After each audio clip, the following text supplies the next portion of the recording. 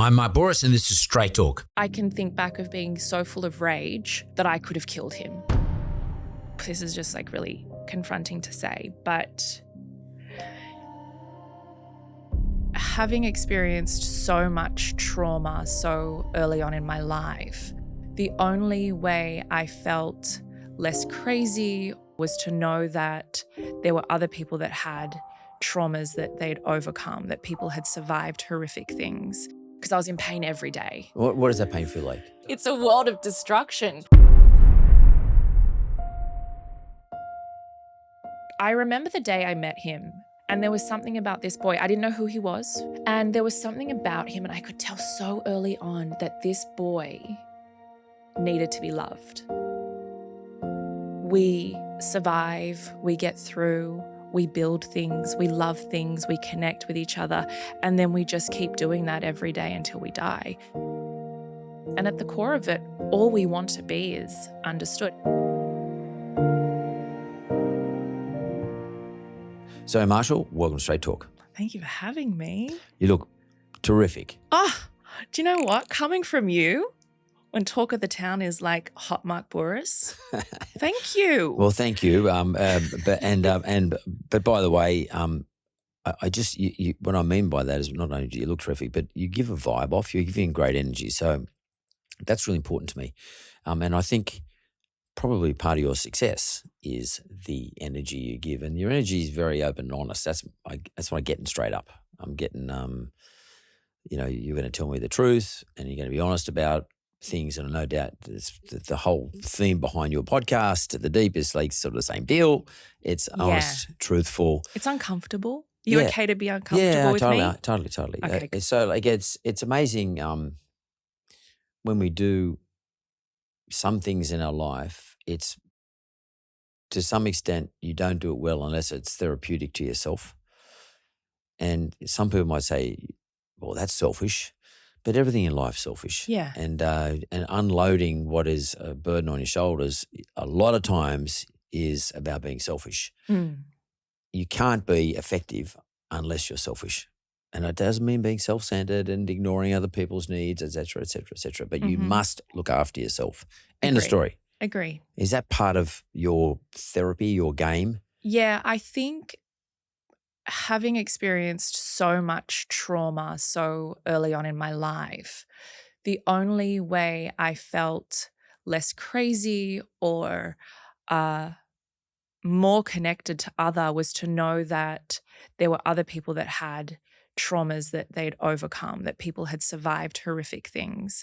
And so knowing that I wasn't alone, I think that is selfish. My work has come from a place of wanting to connect with others so I can see them and they can see me, and we can both know that we're not, well, maybe we do know that we're really fucked up, and that's also okay.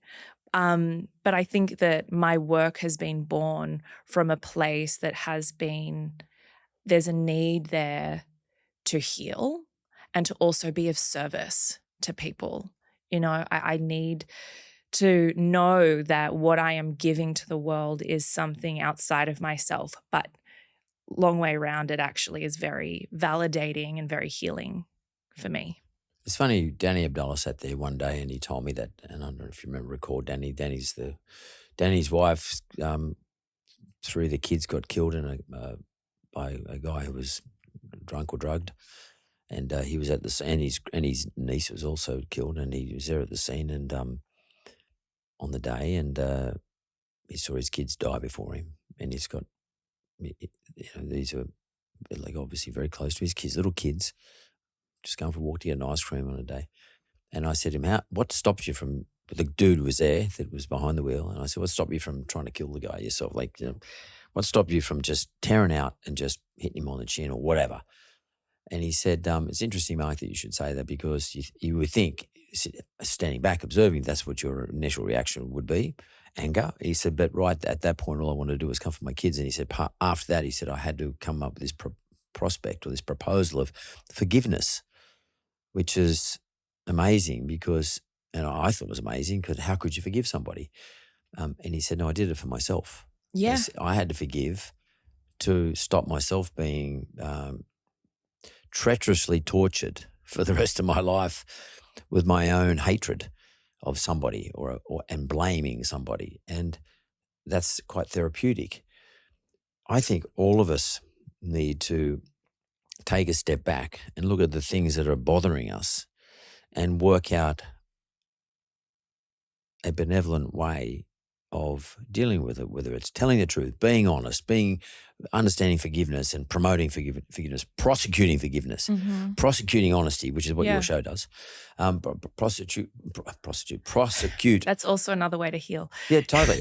But prosecute the thing in whatever way you can, because that's the only way you heal yourself and therefore others. Others will find it healing as well. Yeah, coming through incredible discomfort or trauma, and you then forgive or you overcome and you start to rebuild a life, right? Like we're going now, fast forward 15, 20 years. You then still have that internal longing, right? Or that need, like that insatiable desire to fulfill or to be filled with something. Like I can look around me now and I'm in a really safe, loving relationship. I have healthy children. My basic needs are met. I'm safe.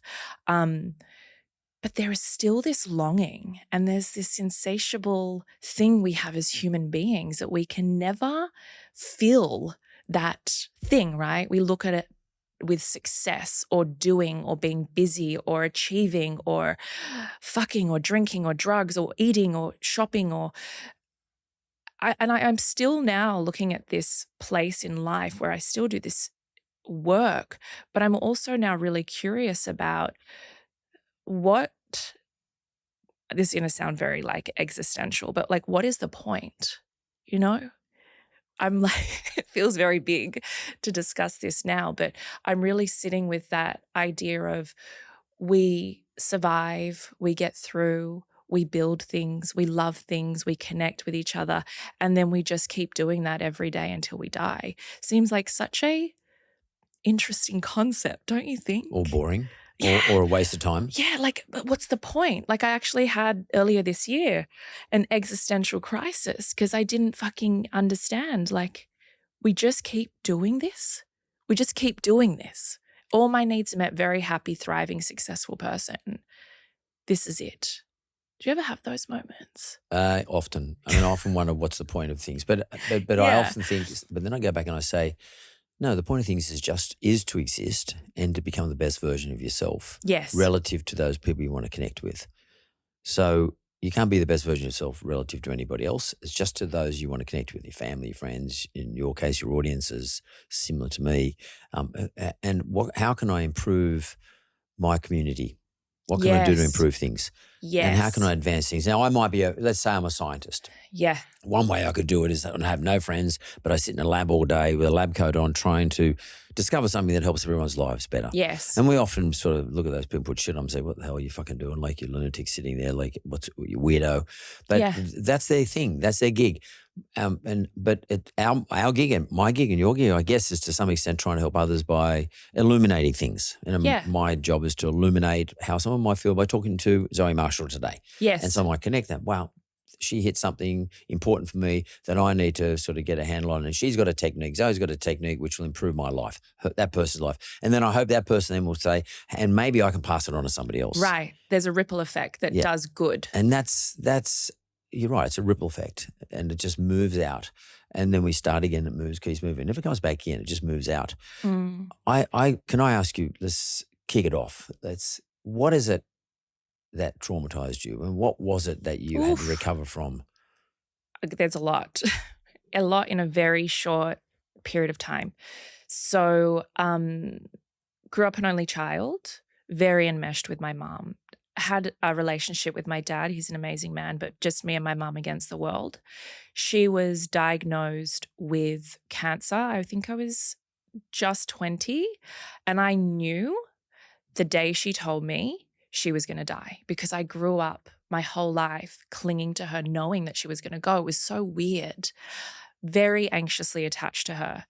So what does that mean? Anxiously attached? Yeah, what do you mean by that? So do you know much about attachment styles? No. I'm obsessed with them. So Attachment styles are the way that we have been raised. So if you have an overbearing mother, or you have a helicopter mom, or someone that does everything for you and loves you, and you might go out into the world seeking relationships that were fostered like that at home.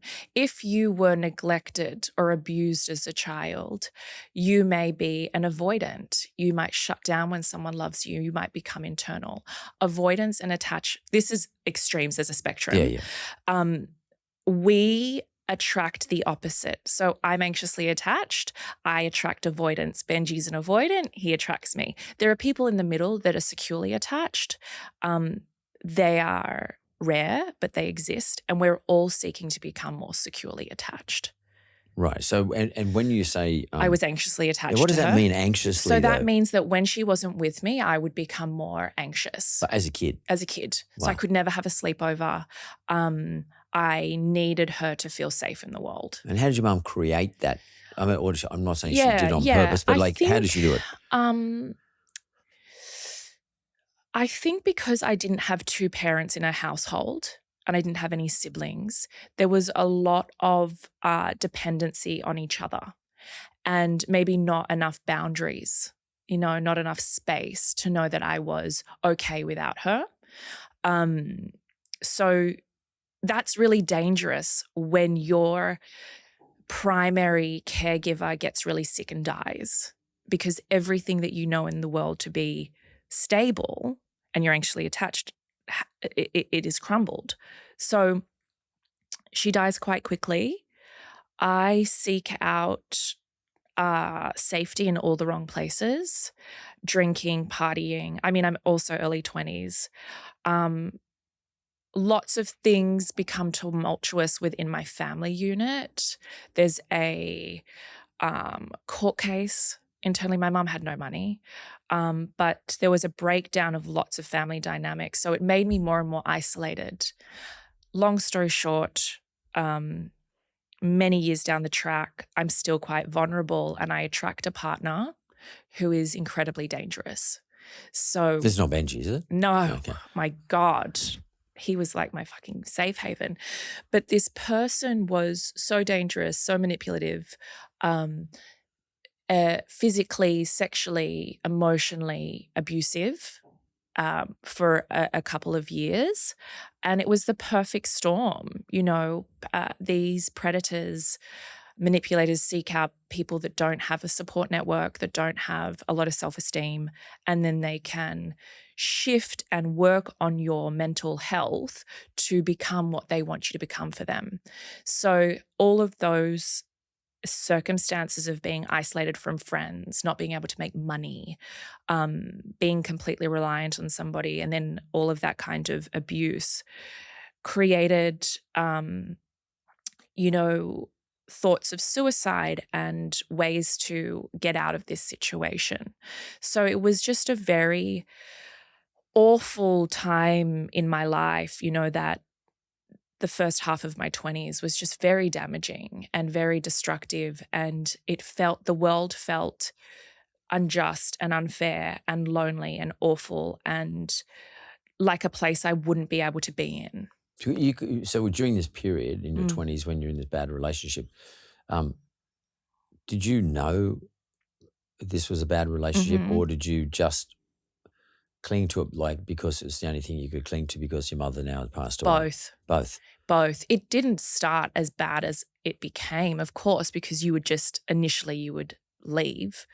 These people are so charming and somewhat kind, and they fool everyone around you and gaslight you, and it becomes a very quick place to put all your trust and dependency in this person, that then you become optionless. It's very odd because we're currently in a place where, I'm in very close proximity right now to where a lot of the abuse happened to me with this person. So, in a physical sense. Yeah. It feels, when I talk about this, I go straight back to that place, like this is my reality. And then when I fast forward and I'm in the room with you, I go, it is so beyond belief that was my life. I cannot believe that. I can't even believe how the fuck am I with you talking? How did I do that? Seems extraordinary to me, because it was, I would think of all the ways that I would kill myself and what would be, I don't know if you've ever had those thoughts of what would be the quickest way, what would be your way to do it. And then I think it just manifested itself in a way that was so destructive that I tried to leave this person. And in the midst of trying, I almost was killed. And I think that was scary, was like I became such a bad version of myself with this person that I could have seriously hurt him and he could have seriously hurt me, physically, like he could have killed me. There is parts I can think back of being so full of rage that I could have killed him. Like I could have. I understand how a person, that's scary. That's even like very confronting to say, how a person could do that to someone when you are in that reptilian part of the brain, where there is no concept of anything other than blind rage. Like I've been there, and that is a horrific place to be, a very dangerous place to be. So I knew that if I didn't leave, it could have been very dangerous. Now, how do you end something like that? It's such a good question, because a lot of, the DV statistics in our country are horrendous, and it is in the time that you're going to leave that you most often are killed. I had to plan it. It took months of planning. It took months because I had no resources. Yeah, no money. No money. I didn't have a phone that he couldn't trace all my, like he controlled everything. I wasn't ever allowed, like my Google search history, like everything was watched. I couldn't go to a gym without him being there watching me. So it was like every single thing was managed. So just journaling and reading books. So these are my two avenues that I could start to make sense. Am I being dramatic? Is this real? Pros and cons list, like, was my first thing. There was a tiny fire within me that he had never snuffed out, which was that part of there really is something wrong here. Like, as much as you are trained to believe that this is acceptable, there is something wrong. And making that list, the cons were so severely disproportionate that I was like, okay, we need a plan. So I started collecting little bits and items and hoarding them at my dad's. How do you mean, like resources? Clothes, documents if I needed to protect myself. It just became planning and how to leave, like saving bits of money, cash or coins or whatever it was. Like, it was really hard. Sounds like you're sort of escaping from a prison. It was really tricky because the other thing is you've lost so many of your support networks through this time. You feel like, who would believe me? How can I reach out to my friends from 3 years ago when I haven't been a friend to them? I have no support. Like, I'm also still in my early 20s. I don't even understand that there are refuges or lifelines so it was very basic. And it took me 8 months from the day that I left to the day that he stopped contacting me. So you physically left? Where'd you go? I went to my dad's, and I hadn't lived with him ever because my mum and him that was another kettle of fish. I also didn't tell him these things. You didn't tell your dad? No. So he heard on my podcast, my episode of my DV. Oof, this is just like really confronting to say, but he didn't know if it was true even when he heard me talk about it, because it was so not his lived experience at the time. He was like, did that really happen? But I was a genius at covering this guy and surviving and looking like nothing was wrong. I didn't want you to think that I had been raped every day. Like, you don't want your dad to know that stuff. So no one had an idea. You're starting a life with no skill set anymore. You haven't had a job for years. You haven't got access to people that cared for you and loved you. You've got like nothing. You're getting a phone number again. You have no money or resources. You don't have a car. No job. No job. I don't even have like a resume anymore that like would make sense, because people be like, what did you do for those years? Like, what have you been doing? Did anyone ever say to you, you're mad? Did anyone sort of or sort of think to you, or did you ever feel as though, or did he make you feel as though there's something wrong with you mentally? He so many things. I mean, he would say that you like, really, you are nothing without me. You have nothing. And look at your life. Who calls you? Who do you go see? Who's in, like, I have evidence that you have nothing without me. You don't have a job, and you shouldn't have a job, because a woman's role is to stay home. You should be here with me. You should be supporting me. This is how it works. This is the roles. It's not like, it made sense. His evidence was right, because he had created this situation for me to be so isolated. And then he would say I was weak or I was unstable, because he would berate me and, lecture me for, like, I'm talking 5 hours of me sitting there and you just want to say, okay, you're right. I'm not going to fight anymore. You're right. I'm a slut. I'm a prostitute. I'm a whore. No one will ever want me. I'm an idiot. I'm not worthy of having any space in the world. You're right. I'm wrong. That just is like it. After you've been with someone for years, that is just, you're so used to it. You don't want to hear it anymore. You're just like, okay, I just accept. But there's a part of me that was like, this guy's fucking crazy. He sounds like the one with a problem to me. He is crazy. How did you get here? But you're so here now. How are you going to? Is that a maturity thing, or did you sort of grow into that position? Like, because obviously in the early stages, you probably were convinced there's something wrong with you. Yeah. Is this a maturity thing? And would you say you were a slow mature and he took advantage of that fact? No, I think that I was so independent and so mature that what happened was, it was so diminished from the abuse that what actually taught me was like these books. And it sounds really corny to read a self-help book, but I didn't have any other access to therapists or lifelines, that reading these and going, oh my God, like, no, I have value. I have worth. There is something. I mean, this can't be my life. Like, accepting this is accepting death, either quite literally or like internally. I just give up and this is my life. And I just thought, this can't be it.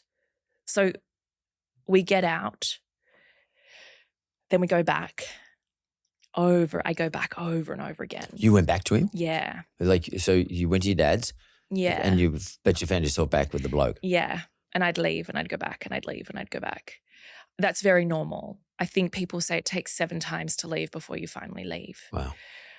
Because there's a lot of manipulation, there's a lot of coercion, there's a lot of lies. And then it just took the final one. He'd use our dog against us, who had, that dog was the only thing I had in those years. I loved that dog. He sounds like a master psychiatrist or it's something. Amazing. It's amazing that it happened. Where did he get all this knowledge? What was his deal? Was he reading books how to manipulate somebody? I mean, like, I don't think so. I think it was just innately in him. I think some people are just not well. Yeah, he's not well. So when you said something interesting, I mean, I'm just trying to imagine what I'd be like as a dad if I heard that about one of my kids.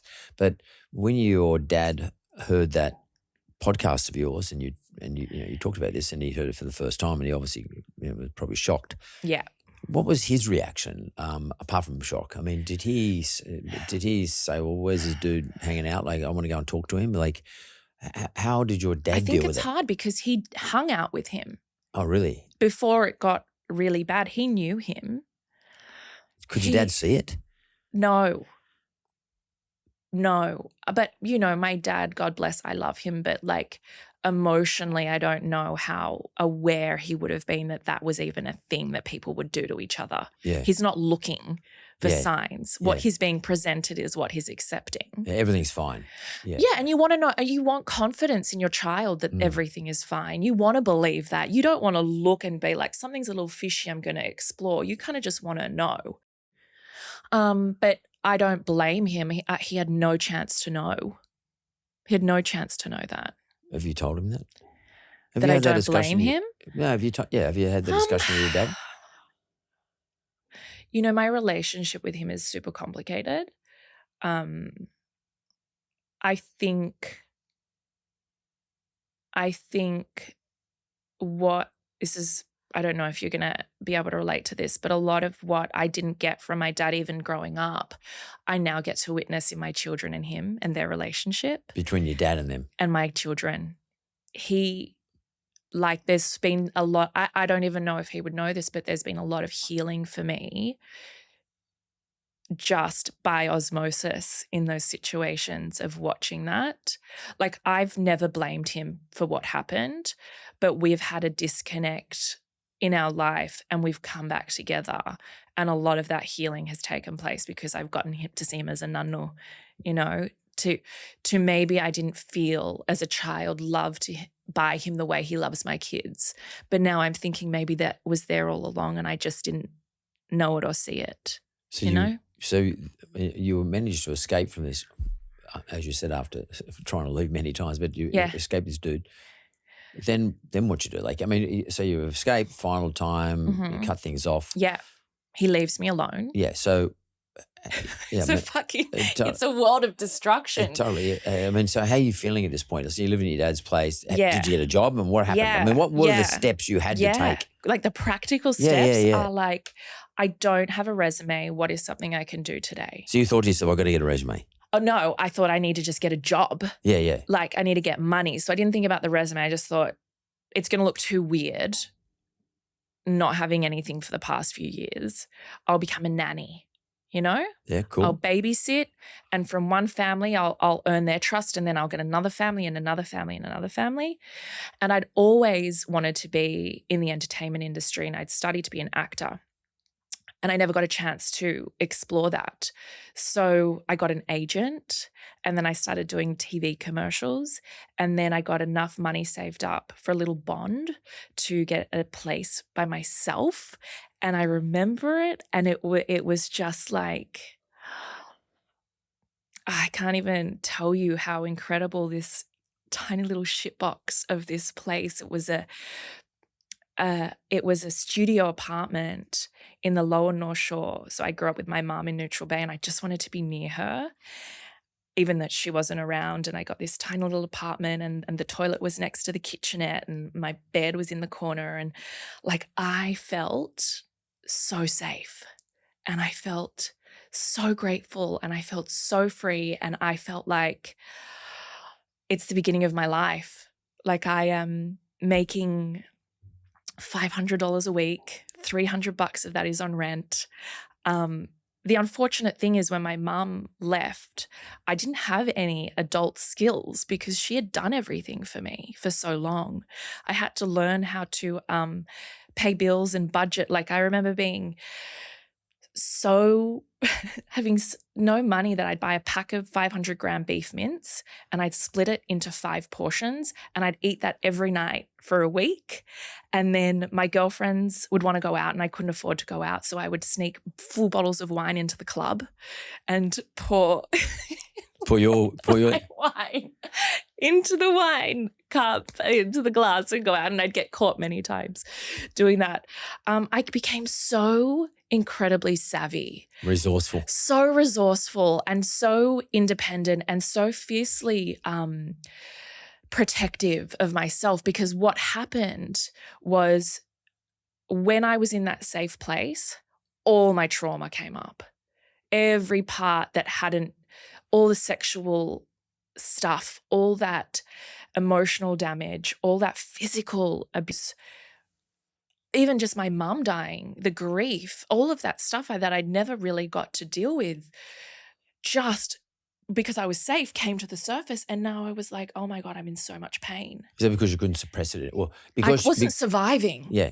You know, like that whole time. Before when you're surviving, you're suppressing it. You're just like getting through. Now I was like, I had time, hours of time to be alone and to be safe and to be, it was like, oh, wow, this is really confronting. We have to deal with this. Having no money, not having access to a therapist and things like that. I was on the hunt to become a seeker.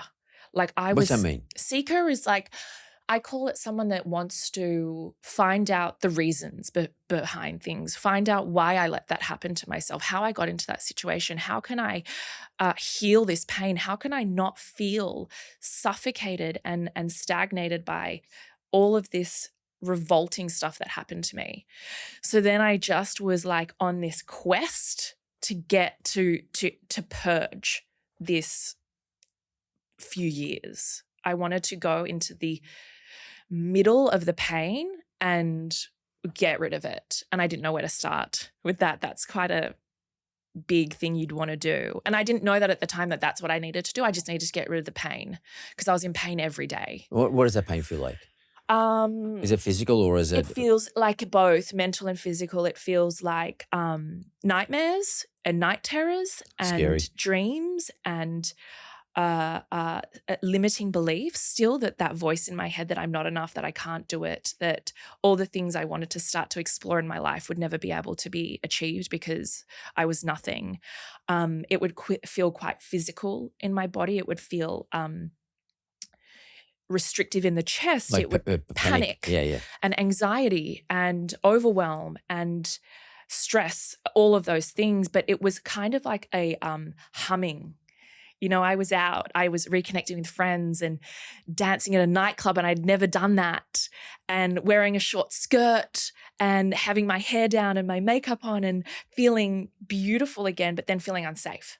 So I wanted to get to the point of how do I explore this? And when you're a seeker, you find options, and within that you find a lot of quacks and a lot of people that will also take advantage of you. So I was very mindful. I could smell a rat now that I'd been with one for so long. Yeah, you were an expert on this. Yeah. And I found a workshop, very, very weird things that we did there. Like a workshop being like a therapy place. It was a therapy place. It was a week-long workshop. Yeah. Out, I think it was in the Hunter Valley. Saved my ass off to be able to do this thing. Very, I would say, unconventional. You sign a contract that says that you won't discuss this. And it was exactly what I needed. Like it was, how do I explain it to you without giving it too much away? But deep cathartic work in a big group setting. Like if someone looked through the window, you'd think there was like some Looney Tunes going on in there, like some weird shit going down. I love to look through the window. Yeah, it was wild. Like I sat back one day and was just watching what was going on around me. I was like, what the fuck? And I needed this because I needed a safe place to be able to express the amount of rage that I had. Because rage is something that in our society we don't, especially from a woman, we don't allow to be explored.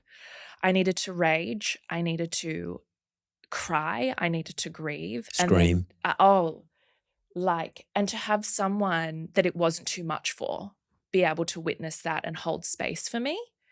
Like I could be the worst version of myself in that room, recover, go back to somewhere that was safe, not talk to anybody, heal, and have a whole nother day of something else, another theme, which might have been the grief day or it might have been celebration or joy or, and coming through that, having the most, I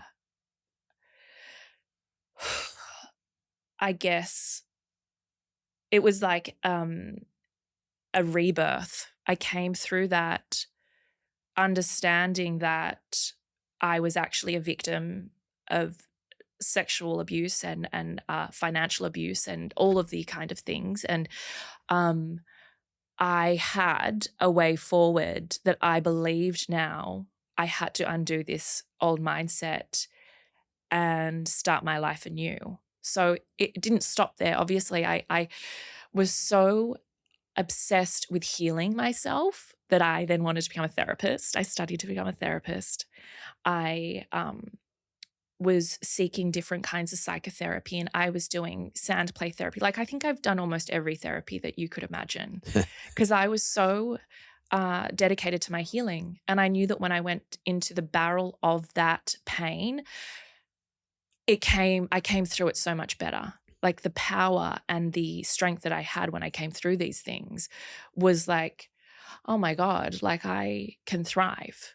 So, But where does Zoe get that know-how to sort of take herself through these processes? Because, is that something your mum showed you? I mean, maybe your mum did it for you in in your life, but maybe your mum was also a strong person, so oh my showed God, you she a was good the example. strongest. So do you attribute some of that strength to her? Oh my God, it was like I came back to her in every lesson. She was a single mother, 2 jobs, working her ass off, but was an independent woman, needed nobody.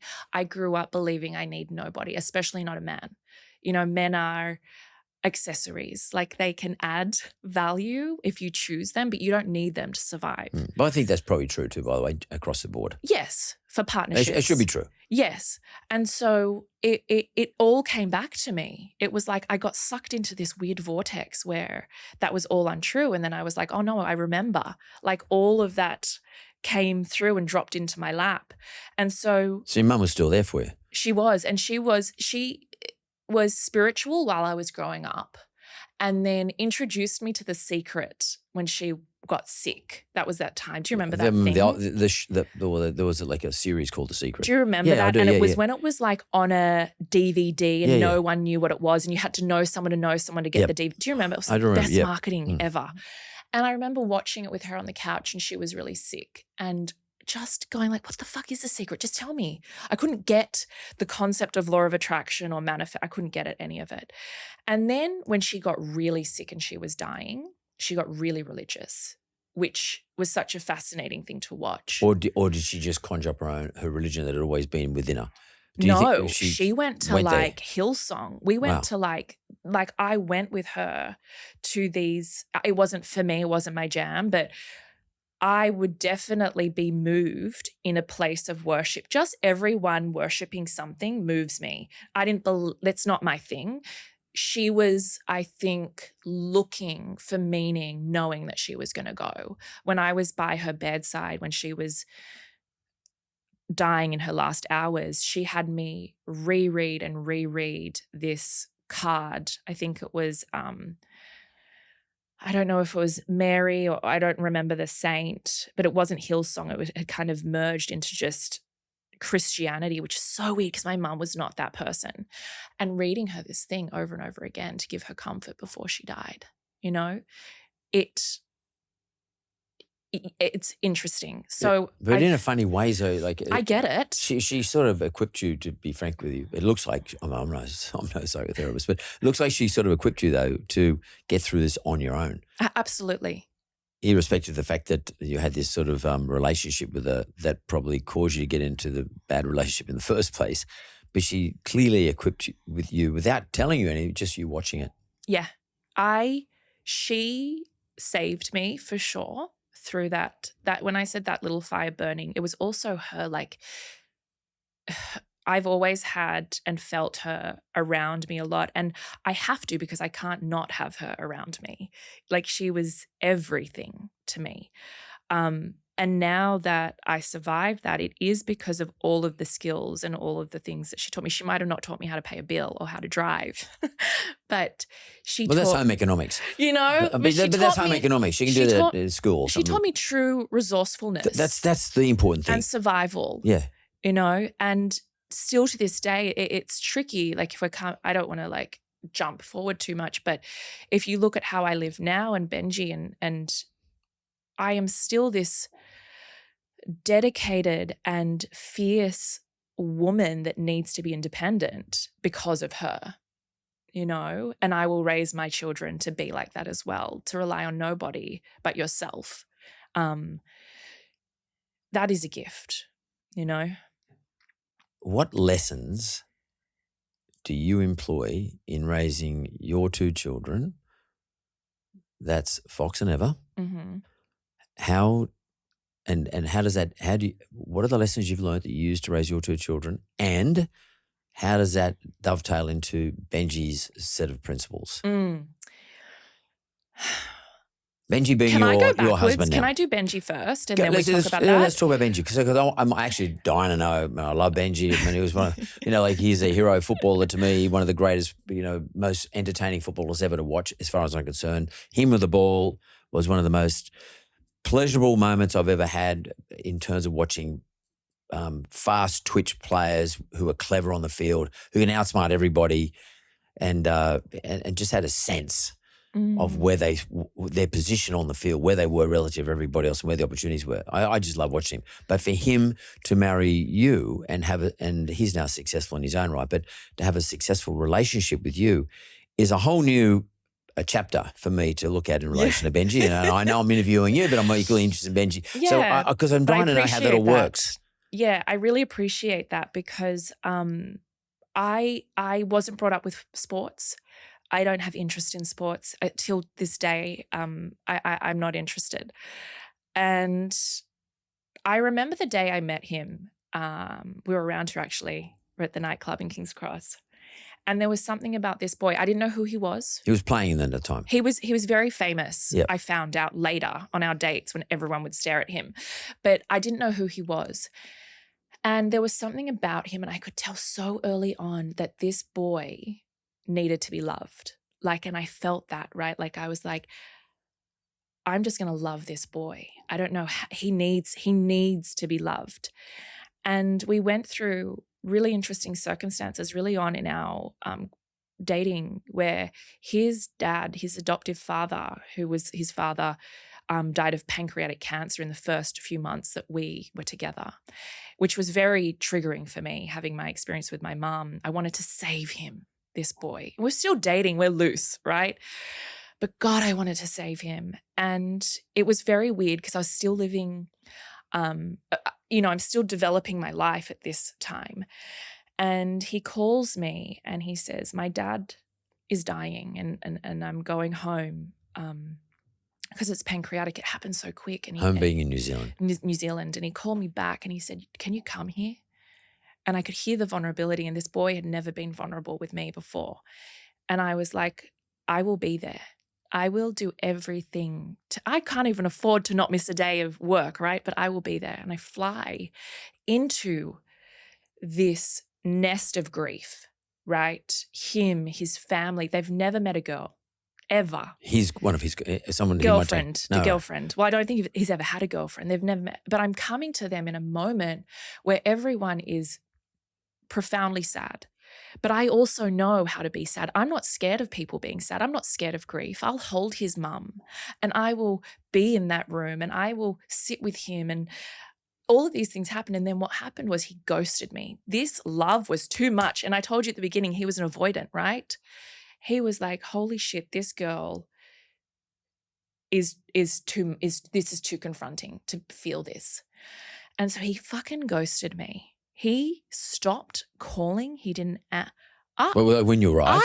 No. I arrived. We had the whole experience. I went home.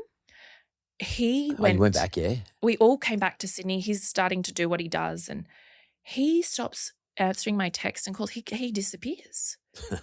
I was just like, okay, I understand. There was something, it's weird when you have a knowing, like I understand what he's going through.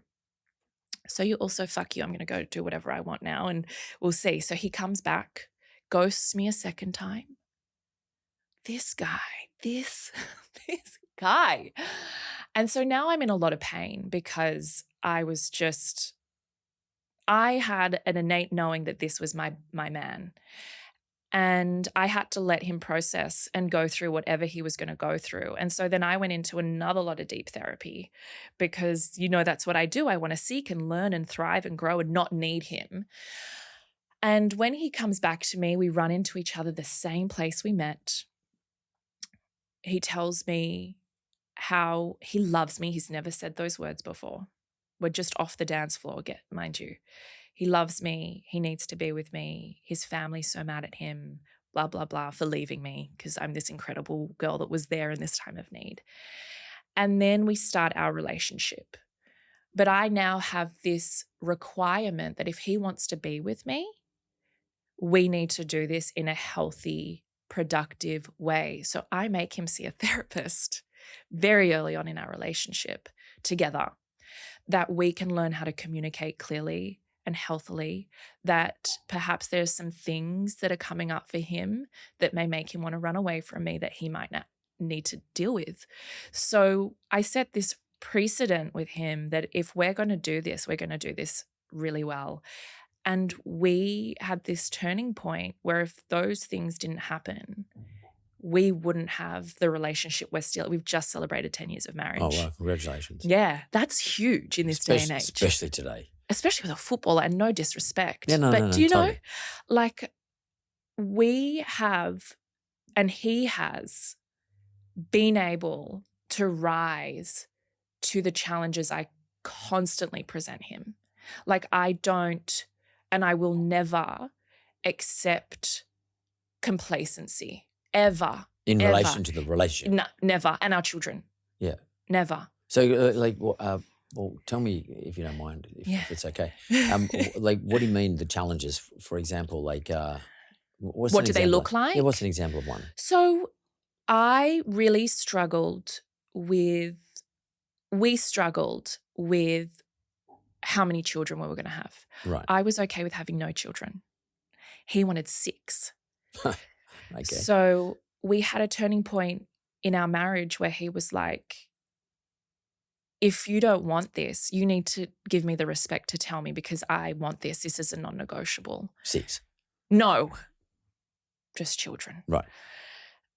Fuck, we didn't even have 1. I was like, look, I need to see something from you to prove to me that you are going to be able to be a father that I trust with my children.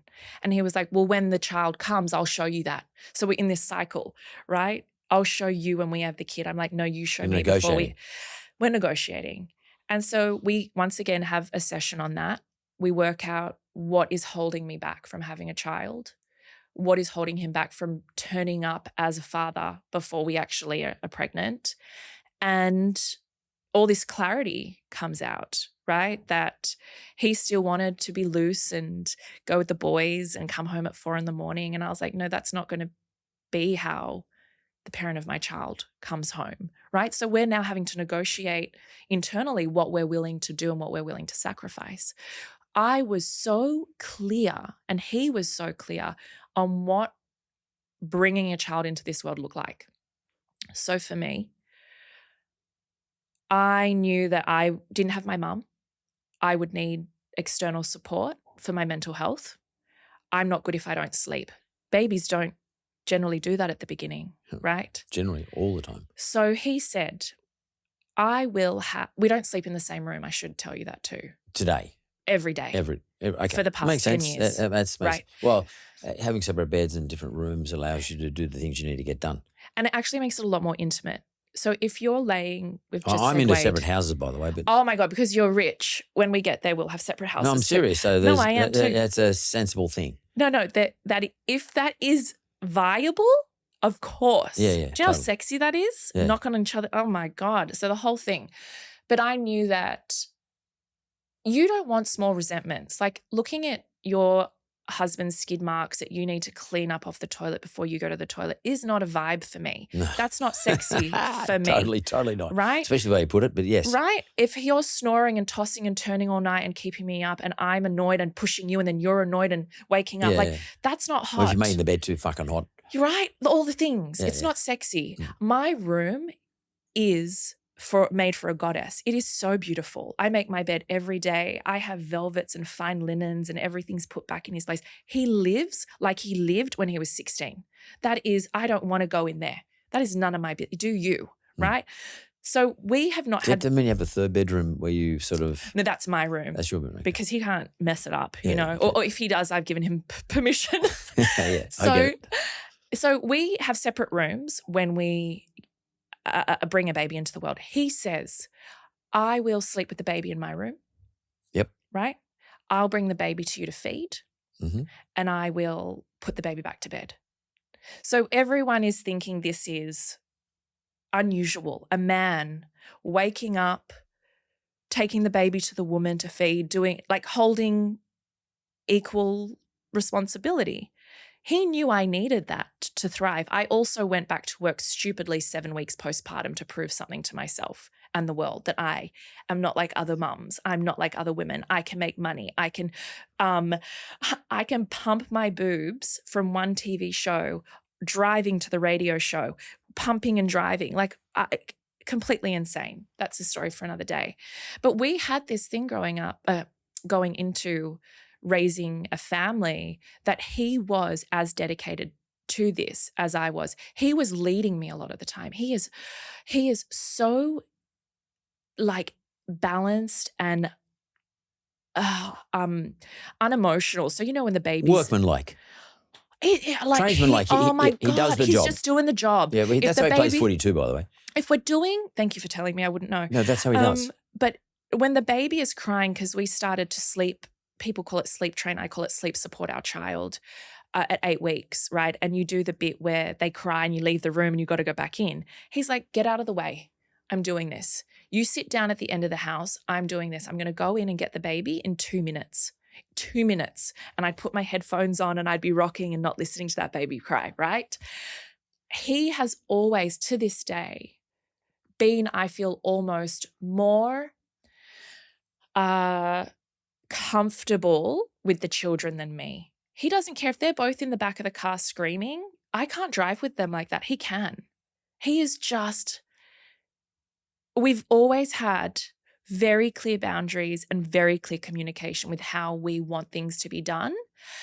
That is why things are successful. Is that based on your strengths and his strengths versus your weaknesses versus his weaknesses? Yeah. Did you actually sort of sit down and say, okay, you're fucking good at not being distressed by a baby's crying? And by the way, a baby's crying distresses me too. Yeah. It's one of the few things in the whole world that can get to me. I mean, not much gets to me. But that's torture. But just a child crying distresses me quite a lot, and therefore I'm no good at dealing with it. Yes. As a result of that. Yes. Because all I do is show the kid distress, and then I can't, because it's you're not calming them. Because I'm the one who's not calm all of a sudden, and my whole chemistry changes, and yes. the baby can feel that stuff. Yes, and that's why now we're raising a toddler, and she has me around her finger. This is ever because I am uncomfortable with her discomfort. This is something I need to work on. Another day, another therapy session. But Benji's like, leave her. She's fine. You say no. She doesn't like it. Bad luck. She learns. And I'm like, we just have this beautiful yin and yang. So I have a softness. He's learning too. He is so amazing, amazing. The other day, he'd had a hard day. We had clashed, and we do that in front of the kids, and it's really important to not hide that. We disagree, and mum has a voice and dad has a voice, and then we repair in front of them. That is so, so, so vital for us. I guess this takes you into how are we raising them. This is kind of leaking in there. And he turns up the next day and says to me in front of Fox, I want to apologize to Mummy and Fox, because the way I was at dinner last night was not appropriate, and I was in a mood. And he goes, and I'm going to go talk to someone about that, because I think that happened because of my mom, or because of, I am like, do you know that's like an aphrodisiac for me? I am like, come in the bedroom. Oh my God, a man that is self-aware, that is vulnerable, but that is also taking steps to better themselves always. It gives me complete faith in us. Like we are, and I don't want to get too sexy here, but we have never been more connected in every sense of the word, because we are so on the same page. It just is like after 10 years, I can look at him and it's just a lot. Like we can't lie down next to each other and not do things. Does Benji have the same expression or ability to express, like you just did then, the same ability to express how he feels about the relationship as you do? Like, I mean, because that's not a side we ever see of your No. husband. Is that, like, has he sort of got into that articulation world? I mean, you're very articulate. That's your business anyway. That's Yeah. what you do. Yeah.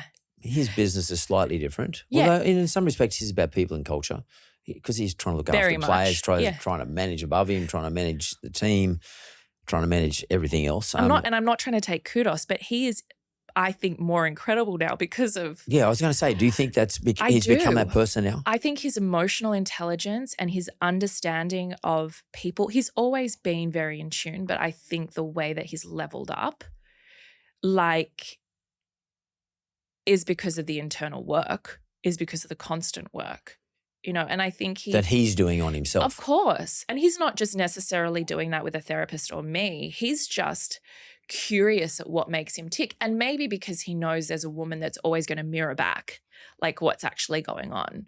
There's not a lot of, like, I have never and will never just let things go under the rug, ever. It's like in the moment. Why not? Because that's where things fester. We see, like, through history that has never been a good way for anyone to feel validated or heard. So when should you confront it? Straight away, or it's up to I am anxiously attached, so it's on in the moment. Benj is avoidance, so he'll do a few days. It's up to every person how they want to deal with that. But I think I've learnt to respect that he needs space.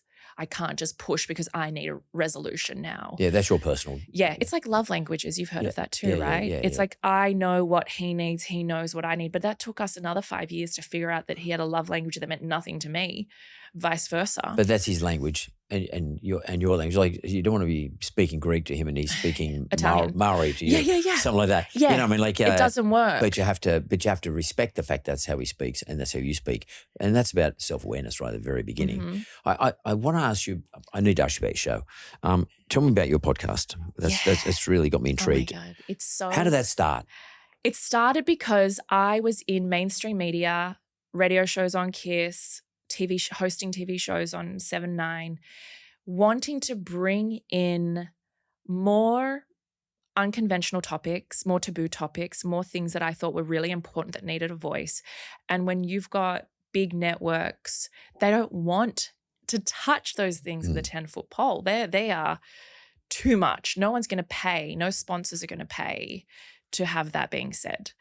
And my soul was tired and I was so unfulfilled, and also fighting against being a wag, fighting against being an attractive media personality that had anything else to say.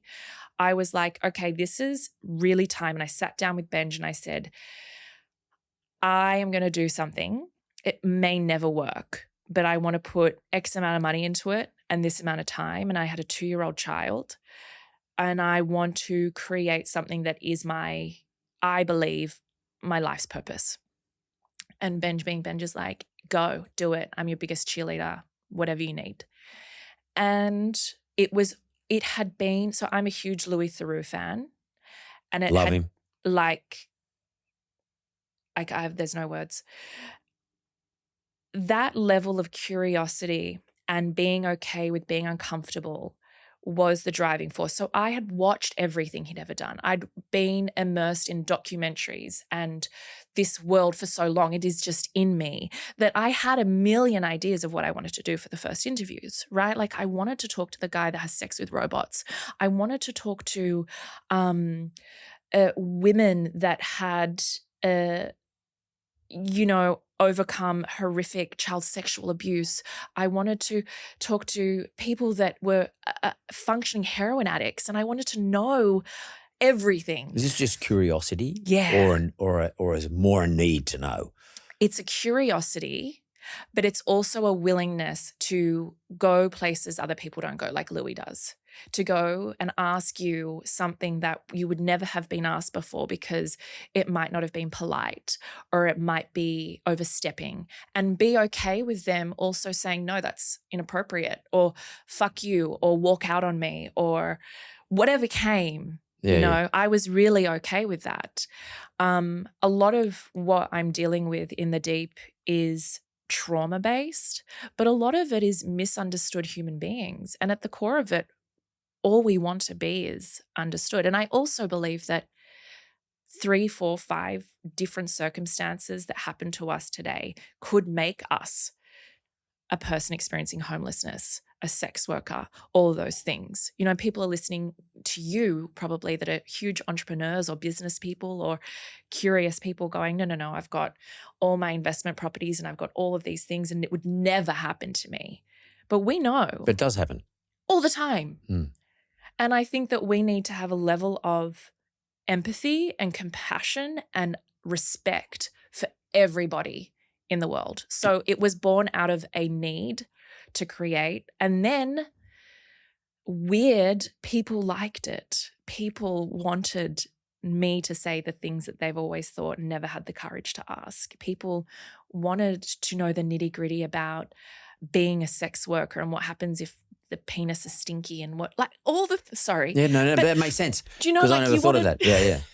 People want, and I guess the way my mind works is I go into these nooks and crannies that I ask the questions you didn't even know you wanted to know. Yeah. Does that make sense? Yeah, it totally makes sense. You just raised a point that I've never thought about before. Apologies, But I am sort of semi-curious as to the answer to it. I mean, but is this sort of a, for you, is this something beyond curiosity though? Is it more, even beyond being cathartic, is it you sort of scratching that itch that you have in yourself as a result of all the shit you've gone through, and now your life's pretty good. You got 2 kids, you got a wonderful husband, you think to yourself, hang on, fuck me, let me give me something that's a little bit, it's going to sort of get me going a little bit here. I mean, I'm not suggesting your life is boring, but your life is settled. Yes, I think it also comes from a place, and I think you'd know this because this is the work you're doing now after being a very successful businessman,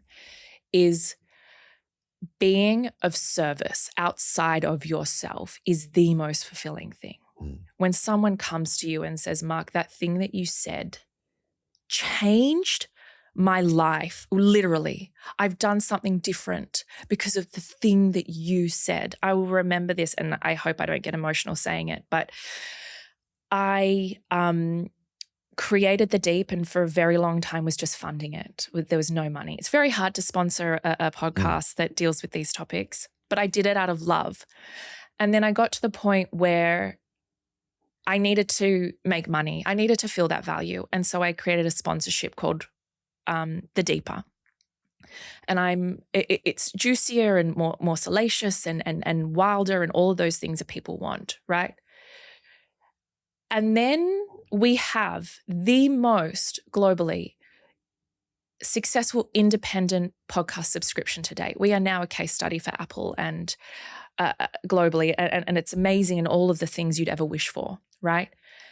And then we have this spike happen in interest rates and no one can afford everything. And you know what goes first is entertainment, is subscription, is memberships, is beauty, is all of the things. And so we get this churn. And this woman reached out to me and she said, I live in rural Victoria and we can't afford much. And we were doing the budget the other day and we were cutting back on everything. And I said, it's okay, I'll get rid of the Deeper subscription. It's $4.99 a month, right? And her husband turns around to her. $4.99. So $1.25 a week, which I think is very good value. But when times are fucking tough. Yeah, you cut out all your discretionary everything. spending. Yep. And her husband, and she says, you know, I'll give up the Deeper membership. And he said to her, that has to stay, because the meaning it gives you, the conversations we have, the way it shifts the way you think, the way it lights you up, the way it entertains you, the way it does all of these things. I see the value in the $4.99. I see you need that. And she wrote that to me and said, my husband sees me having this thing as valuable. Oh my God, that was, and still to date, I think is the most validating thing I've ever had in my career. So validating, you mean validating why you're doing something, or validation of yourself as a person? Oh my God, validating what I am giving to the world. That there is worth, especially when because podcasts are free. We're in this shitty world where everyone just expects this content to be free. And you're dealing with a man that costs per hour for you is wild. And you're asking to give your content for free. So the model is warped. But then you put a price tag on it and you go, the people still come. The people value me. That's mind-blowing. And that her husband sees who she is when she is receiving the content. Like, yeah. Is that Zoe Marshall now having absolute confirmation that she's worth something? In other words, going right back to when you're in your 20s. I think so. But I also think, and I don't know what this is, but I think it's interesting because, like you said, my needs are met more so than ever. You know, I'm financially abundant myself. Really important to say that because of the life I came from, that Benji's success is his and I know that we contribute, but the monies I make are impressive monies now. Like I could take it or leave it because what I've learned is that doesn't feel like anything to me. No matter how much money I make, it doesn't change the way I feel. Yeah, that $4.99 is not going to change your life. No, but the letter does. The letter does. But even all of the other monies I make in my other industries, like I thought that when I reached that goal, I would feel that, I made it. And you know, that's just like, it's a riddle. It's just bullshit. You never feel that. But when you go, every week someone in my DMs, every week someone's feedback is like, oh my God, my husband is also a meth addict. I have lost everything. And that was my story. That was my story. And 20 other women say that same thing. There are all these women that are experiencing this epidemic with meth in a family unit. Wow. And you're like, I didn't even know this was a thing, but all these women are feeling validated and seen and not alone. Like it's just, we now have built a community that it doesn't matter if you resonate with that story, if that's your story or not, but the next one might be incredible amounts of grief and you felt like that, or you have felt a sense of longing or suicide or whatever it is, you are somewhat being seen and validated. And that in turn makes me feel validated because it makes my work feel, you know, it's worth something. It's sort of quite amazing. Like to me, it's like a full circumference in that you've gone from the 20-year-old who had to work out the answers. Now you have the answers. You're now providing to those people who don't have the answers, and they're giving you feedback, which gives you self-worth in itself. You know, like it's sort of quite an interesting sort of loop that you've created yourself on your own. Like nobody helped you really. I mean, you had to build a strategy around all this. And I think one of the things I did want to say it early on, but you were in such a great flow. I didn't want to sort of interrupt. But strategy is incredibly important when you find yourselves in the situation you found yourself in. You probably didn't know it was a strategy, but you built a strategy. And I think the human brain is incredibly resilient at building strategies if we just give it a chance, instead of sort of wallowing in the shit. I mean, you can do that for a bit. That's okay to say, look, I'm in the shit. I'll just cop it sweet. I'll feel it. But you've got to build a strategy to get out of the shit. Otherwise, you won't get out of the shit. Absolutely. And like I could have, this takes us full circle to what we we're just saying, could have been a drug addict out of that situation to have numbed the pain. Like that was wallow in the shit. That's how you wallow in the shit. The drinks, the boys, the this, the that, the food, the clothes, whatever it is. Or crime right? even. All of it. Yeah. Like they're all options. Yeah. You know they're options when you're in the shit. And then I thought, I know there is more. And I cannot tell you how, and it feels very strange saying this, but my life, I can't believe it's mine. I can't believe, like I walk through this beautiful house we've just bought and renovated, should never have been ours, way over budget. Anyway, timing is an amazing thing, but I walk through and I can't believe it. I can't believe it. I see this. But this like the little house you had before. You can't believe it too. Oh my God, it's the same feeling. It's the same deal. It's the same feeling. And I look at this beautiful, beautiful, beautiful man that loves me and I can't believe it. For who you are. Yeah. Not for who he wants, but who you are. And I'm enough. I'm enough. And I see these little children and then I see my work and I just like, I just can't even. And then when we go back to what is the fucking point of everything, I guess this is it. That is the point. The feeling that you get ever so like fleeting in moments of life of like, this is it. Do you know what, Zoe? It's I've been thinking about it the whole time, and I said it right at the very beginning. I got a vibe from you, a certain energy from you, a sort of lifeness from you, like a vitality that comes from you, irrespective of the things that have happened to you, which is probably, I want to go back to your mum and maybe your dad too, but we didn't hear too much about your dad, but your mum. If I think about even your name, Zoe, in Greek means life. It means a few other things, but it can mean animal life, but it means life itself. And you live your name. You are that person. And that goes right back to the person who gave you the name. That's your mum. And that little flame you kept talking about, my gut, my feeling, I don't know your mum, but I feel as though she stayed in you the whole time. She was your life, not just your name by name, but she was your life the whole time. She's still there, just that the flames, like, you now control the volume on it. Yeah. You turn up or down when you feel like it. You now understand how to manipulate it. It's pretty incredible. And you've actually, you're paying forward, which is sort of what I try to do in my shows, but you're paying forward your life experiences and helping others, right down to your husband, your kids, everybody else. You must feel pretty fucking awesome. And that's what it's all about. I feel really humbled, like that someone like you can say something like that about me. I feel very humbled. I also feel very privileged. I feel so privileged that I was one of the lucky ones to survive. So who do you think?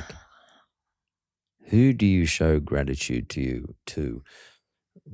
How does that work? I mean, because gratitude is an important thing. So, I mean, really, I show it to you right now. I show it to the important people in my life. I show it to the people in my community, in my work. I genuinely feel so much gratitude to myself.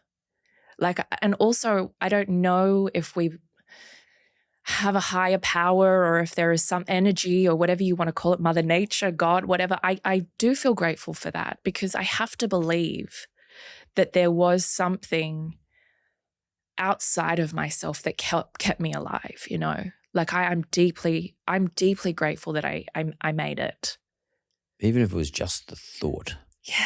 That made you survive. I mean, I'm actually quite, you said you felt privileged, but I actually feel quite privileged to be able to sense an energy of a person when they first sat down, and then to be able to, this is why I love doing the show, to be able to unravel it and try and intellectually work it out, why I felt that energy. And that's been really cool. I've enjoyed this immensely. So I'll let Benji for me. Thanks very much for hanging in with me at Straight Talk. Thank you.